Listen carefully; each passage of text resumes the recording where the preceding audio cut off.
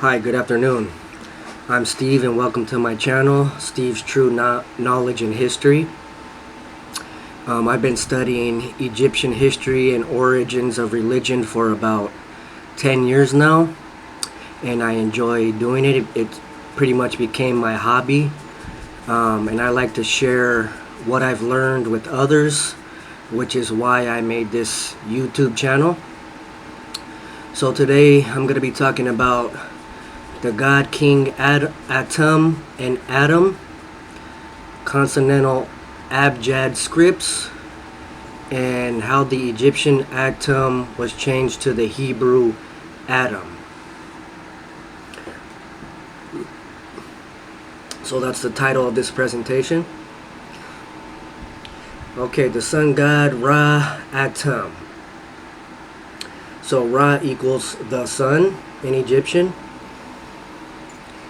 Atum, Ra, Atem, Tem, and Temu as a deity in common knowledge are all the same person but are the cycles of the sun during the day.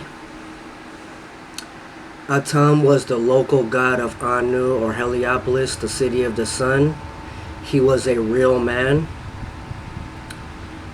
The priesthood of Ra made Atum their god, and therefore they made him the sun god when he became king of all Egypt. There are many trinities. The first trinity of Atum is God, king, and man. The second is Atum, Ra, and Atem, which is the equivalent to the rising, noontime, and setting sun.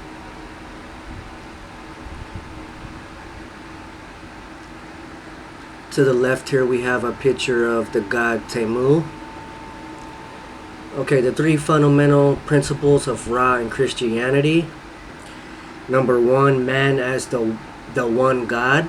So man as a god.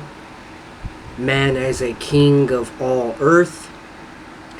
And the resurrected body through Osiris. The sun god or pharaoh mimics the sun on earth, and the sun gives life. Therefore the followers of Ra worship life.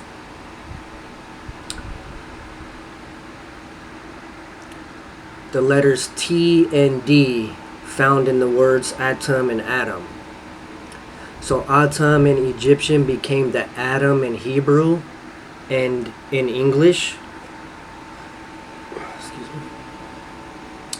The T and D in reference to Atum are interchangeable. Atum, the word Atum, has a strong meaning of union.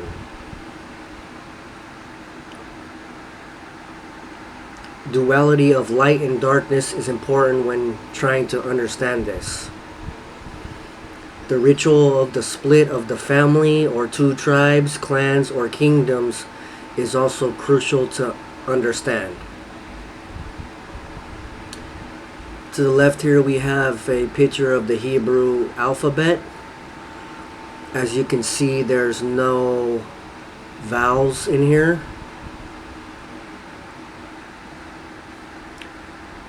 Consonantal Abjad Scripts. Words have a dual meaning.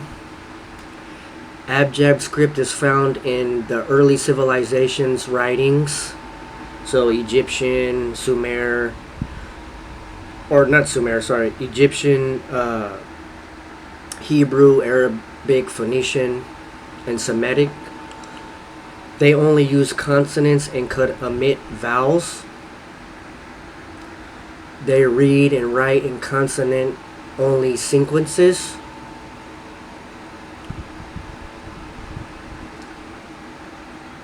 Different signs are used along with the consonants to give the consonants meaning. The writing can be written to be vocalized or unvocalized.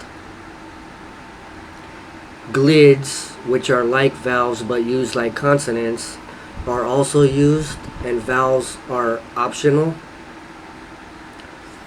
Egyptians is a root and pattern language where the consonant's root is combined with inflectional and derivational morphemes, which are prefixes and suffixes. So example of that is in Hebrew where they add a H to the end of the word, or a AH.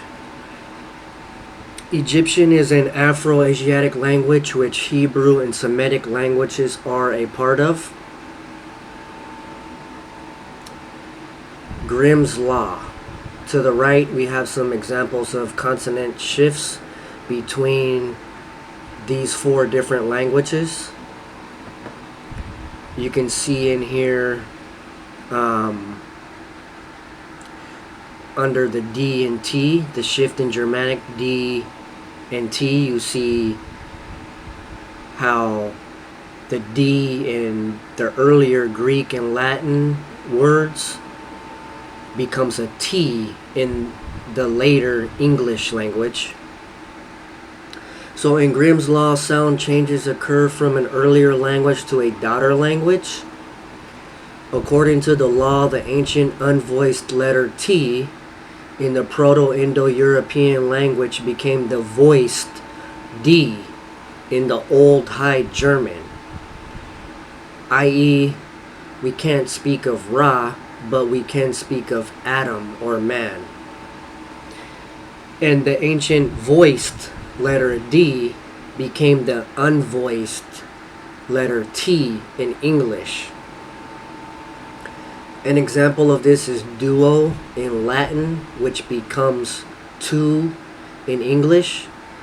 Another example is the older German word Tür becomes door in English, and this is called consonant shift. So in Egyptian, the T in Atum came before the Hebrew Semitic D in Atum. Okay, the letters D and T in Hebrew. The letters T and D are called dentals. In Hebrew, the letter T equals tet.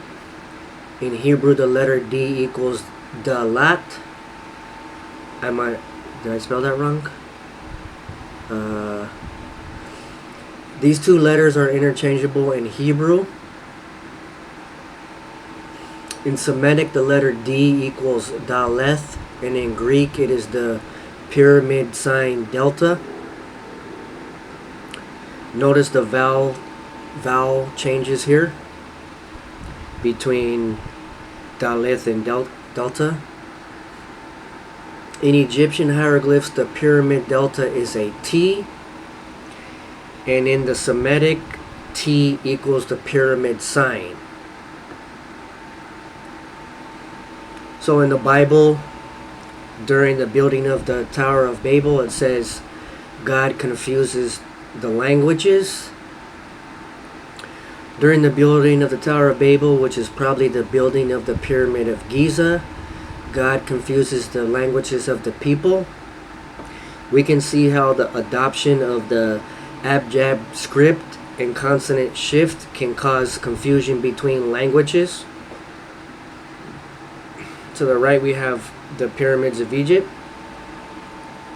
And for the bibliography we used text entry in Hebrew and Arabic scripts written by Sasaki, God Ra and Tanaka.